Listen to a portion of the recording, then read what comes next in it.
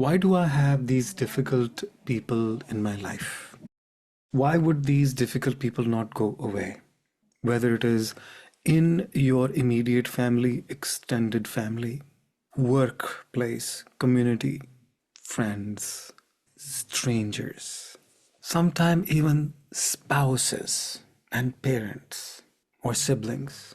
All these people who have come in my life are there to show me what to do, or to avoid, or to learn, or copy, or not to copy.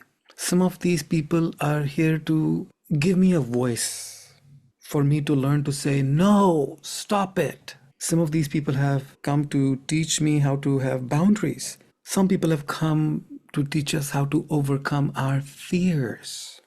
Remember, fears are imaginary. Or to see and accept people as they are instead of as I would like them to be. Life is life. It has infinite number of facets.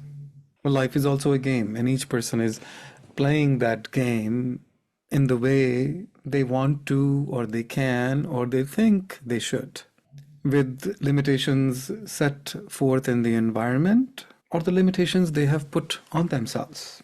There is another school of thought, and you have to take a leap of faith. What if some of the challenges that each one of us have, they were born out of soul level from previous lifetime? That each soul that has incarnated, which means a human being, has come with a set of limitations, abilities, and disabilities. Some of these people have accepted significant disabilities. They have taken significant challenges in their lives.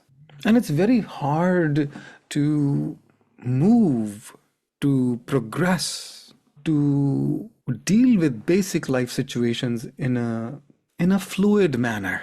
And we cannot understand other people's situations unless we put ourselves into those situations. And the way to understand and explain perhaps is if we watch any documentary about people doing some work underwater.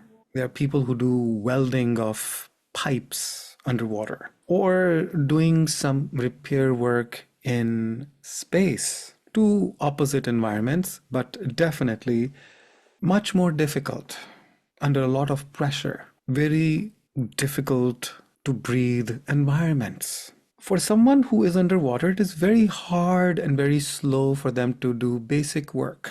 And if you and I, who are not trained and experts in that area, we would have a hard time even surviving underwater, let alone doing some productive work. And the same applies to the astronauts who do repair of workstations in the space. Even to make that journey to the space is a big deal. You need the right training and qualifications. It is hard to tie even shoelaces underwater or in space because of all the gear, the gloves and the suit and other attachments that you are encumbered by. What is the point of this simile or example? We don't know what kind of pressures people are under in this lifetime or from previous lifetime, and the pressures make them live in their own cocoon or bubble or jail. Whether the limitations are imposed by the environment or the reaction to their environment, whether it is real, assumed, fear-based, imaginary, or whatever have you.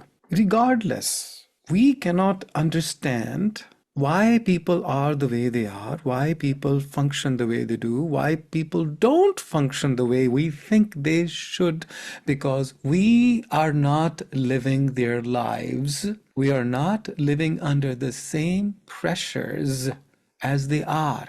And again, those pressures can be real or imaginary. That does not matter. What matters is the actual life experience experienced by those people, and hence the reaction or action or lack thereof of those people which are not compatible, conducive, desired, or expected by us. And the only way to go through that is by going through what they are going through. And why do we want to go through another set of handicaps as if we don't have our own? And when we criticize or condemn or judge or are just amazed by that, how could that person do this or not do this?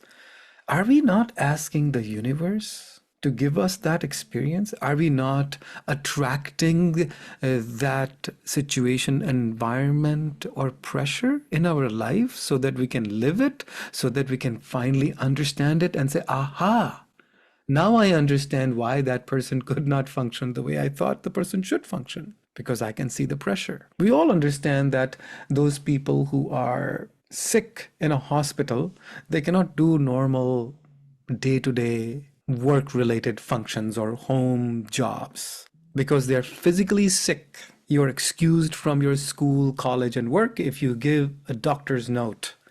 Oh, I was sick. But that's just physical level. We have these kind of sicknesses or handicaps at a mental, emotional, or whatever level we have in the inside of us. Each one of us.